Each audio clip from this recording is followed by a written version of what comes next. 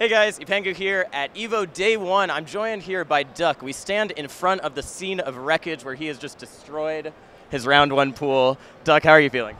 I'm feeling pretty good. I just beat S Royal to make it out of winner's side. He has a lot of Samus experience, and he hit me with some cheese I've never seen before in my life. What was the cheese? He did a forward throw up smash, and he also did forward throw into forward throw. It was really weird. That's actually really cool. Wait, okay, so you say that's cheese.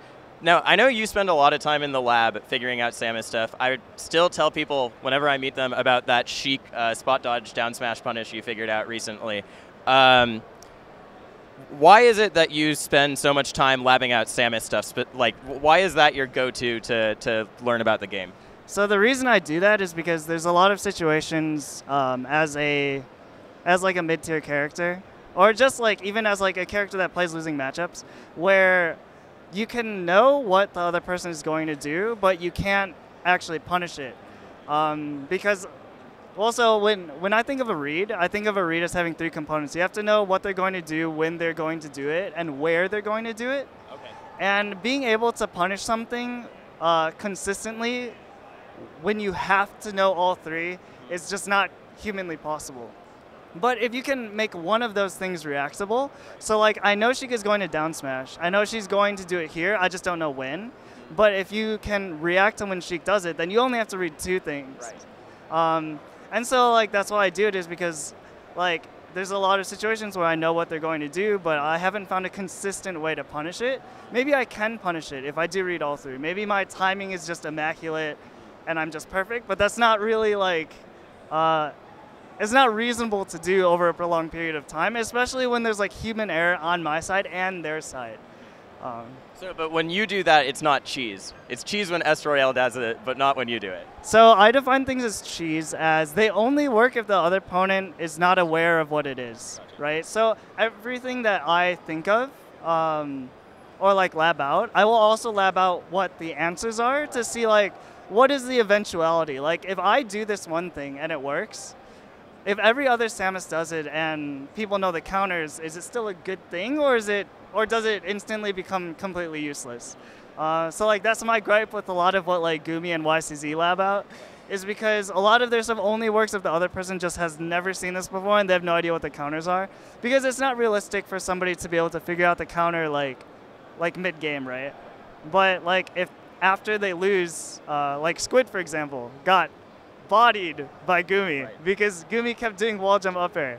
And Squid was just very confused and didn't know what to do. Squid went home and then he figured out the answers.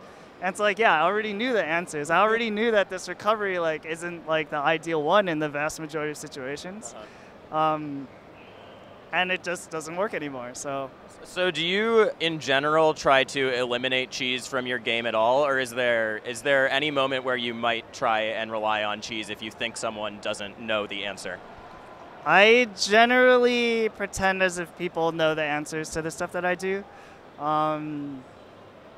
Yeah, I think that's just a better way to play instead of like going in ignorant, especially as Samus, because most of the things that Samus does, if she's wrong, it's like reactively punishable. Like Samus whiffs down smash, easily punishable. Samus like hits a shield with like down tilt forward smash, you know, whatever, easily punishable. So, you know, it's stuff like that. Or it's like, or it'll be like something that like wastes resources. So like Gumi came up with a thing where you light shields on a platform, or you ASDI down, you get pushed off, and then you shoot your charge shot backwards. Okay. And that's really cool. And it works if the other person doesn't just land in shield. Which, to be fair, most people will do the aerial and then try to do something else, so it'll work. But if they know that you have charge shot and they know that you're going to go for this thing, then they'll just do an aerial and then shield. And Samus doesn't actually gain any advantage from that situation. So even if you do use the resource, it's still not actually a good position. So in my mind, that's just really not worth it. But there are some situations where it is a true punish, like if somebody's trying to shark you from under the platform. But yeah, like that's just a really specific scenario, and I basically do this for almost every situation that I can think of. And that's just how I, you know, like improve. Yeah. That's just your basic practice routine, is labbing out things and when you have the time? Yeah, that's just usually what I do, because there's nothing more frustrating than like actually knowing exactly what somebody is going to do and not being able to punish it. But like through investigations, like there's definitely still situations where if I know somebody's going to do something, Samus can't get like a true punish out of it, or it's like just not reasonable. And that's also really important, like knowing your character's limitations and what you can or cannot punish. So I wanna delve a bit deeper into the question of cheese versus lack of knowledge, because I remember at Gommel, you and I were talking, and you were bemoaning how people just know nothing about Samus, like how people don't know that you can't actually crouch cancel Fox Nair at a low percent because it Sakurai angles you. When you are playing against people who you, so I want to check if this applies to, if you would think of this as cheese as well, but when you are playing against someone who clearly does not know those things because you know more about Samus than most people, do you start to try to integrate that into your gameplay? Yes, sometimes. Yeah, I guess the answer is sometimes. Would you rather everyone knew everything about Samus and knew how hard you're working for everything, or that people didn't know about Samus and you could continue to exploit that? That's a tricky question, because like I don't claim to know everything about Samus either. I just feel like I know more than other people, which I think is not an unreasonable assumption, right?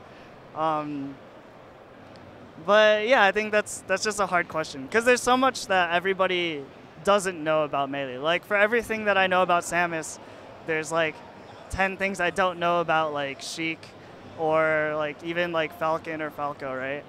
And it's not reasonable to expect people to know all of these things. Like I play Kalindi all the time. Kalindi knows like the vast majority of what I do, but he doesn't have to know everything as in-depth as I do, because he only has to deal with the end result of what I'm doing, not all of like what I'm thinking about before. And it's sort of just a playstyle thing. Like I try to play, I try to play to match like what the other person's intent is, because I feel like Samus sort of is forced to do that in a lot of matchups, whereas like Fox can sort of impose his will upon the other person. And so yeah, it's like if I play somebody that doesn't know everything that I know, they can still beat me. Like knowledge is not always the difference between winning and losing. There's a lot of other factors, but that's just the way that I approach the game personally. But there are multiple ways to approach it. So speaking of multiple ways to approach it, you have been overtaken by Hugo as the highest ranked Samus on the MPGR. I guess Plep's there too as a secondary. But I know that eats at you a little bit. How did it feel when you saw yourself? You're 20, right? Yeah. You're yourself 20 and Hugo 15. That's sort of expected, I guess. Yeah, I expected it to happen because Hugo's had good placings, and he has a winning record over AMSA, which is, you know, that's huge given the current ranking period. I think if you look at just the results, I think he has had a better year than I have. I also think he's been very fortunate with his brackets, and we all know that he's not above asking TOs to, you know, switch some people out. Switching out Prince Abu is probably the most well-known one, which I still think is hilarious, and I think a lot of Michigan people still think that's hilarious. But yeah, like obviously Hugo's very good. It almost always impresses me how much he does with how few tools he has, because I have significantly more tools than him. But like the few tools that he does use, there are situations where he uses them better than me. Obviously, I think I'm the better player. I feel like I'm better than him, just like I'm sure he feels the same way about me. But yeah, I mean, it's all good stuff. Do you ever? Because I would say that Hugo has a very, very different mentality in terms of approaching the game, and what you were saying about, you know, playing versus the other player's intent. Do you think there are things you can learn from Hugo, not just as a Samus player, but also as a player piloting Samus through a world full of foxes? No. No. I think that people can develop their play style by talking to other people and incorporating things. I've watched enough Hugo videos to know like what he's trying to do most of the time. This is not just like, I don't think there's anything additional that he can offer me. Not to say that he has never offered me anything ever. I just feel like I've incorporated most of that already. Yeah. And also there's just that the way that he plays is not the way that I want to play or the way that I think is the correct way to play Samus.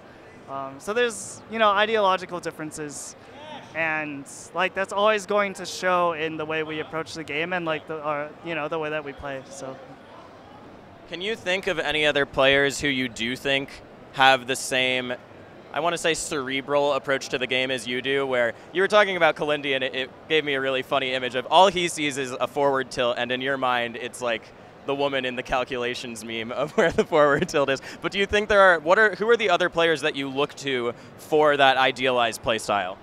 I think me and Sammy are pretty close. Jugfox. Leffen sometimes. It really, really depends on the kind of day that he's having. That Leffen is having? Yeah. It's like days where I have where I can have good discussions with Leffen are really fun. But like if you certain topics, Leffen is insufferable. And like it's just not worth talking to him about. What topics? So obviously Puff, right? Talking to him about Puff is just like nothing constructive comes out of it. Talking to him about Marth, absolutely nothing constructive comes out of it. But like the other matchups, it's actually really fun talking to him, and like the way that he views like all of the risk rewards and like what should and shouldn't be happening, they're all really good. Cool. Okay, last question. I remember. By the way, your Twitter is very underrated. Your Twitter's really, really funny. I really appreciate it. And you made a tweet a few months ago about how it's stupid that everyone tries to name techniques after themselves, and then you listed a bunch of species of duck. If you had a technique that would be named after yourself, what technique would it be, and what species of duck would it be? I don't know. This is way too broad of a question. So I said that because people, I guess, don't really think about how much I've contributed to modern Samus and how much of like what people do currently is mine or originally mine. I don't know. There's just been a lot of stuff, and I wouldn't want to name any of the things I've invented after myself because it's dumb. Nobody would know what I'm talking about. Like, so for example, teeter canceling, right? Yeah. That was a really big thing for Samus because now you have a tech chase opportunity off platform if they don't TI versus before you would just edge cancel and you would fall off, and then that was the end of it. So that's a really big thing. And I called it teeter canceling because you cancel with a teeter. And people see that and they're like, oh, okay, teeter canceling. What if I called it something else like the mallard? People will be, what the hell? Like, what is that? It doesn't make any sense. Okay. More specific question, what is your favorite species of duck? First to eat and then second to see. As far as a dish goes, Peking duck is my favorite. It's classic. Species of duck, I like mallards, like the pretty green, brown, and white ones. Yep. I don't know, I'm not really like a duck aficionado or anything. You just named so many species of duck in that tweet. Did you have to research for that tweet? I googled it and picked like the first 3 that popped up. Taupe actually called me out on it because Taupe saw it. Yeah. That's really funny. All right. Well, thank you so much for doing the interview, Duck. I really appreciate it. I hope the rest of your EVO goes well. Any last shout-outs, words you want to say before we're done? Shout-outs to the Michigan scene. Shout-outs to the people that still sub to me on Twitch, even though I rarely stream. You guys are awesome. Yeah, and shout-outs to all the floaty mains out there that are still, still working at it. Thanks so much. Thank you guys for watching. For more content from EVO, stay tuned to the YouTube channel. And if you want to support this, check out the link to my Patreon, which will be right here and in the description.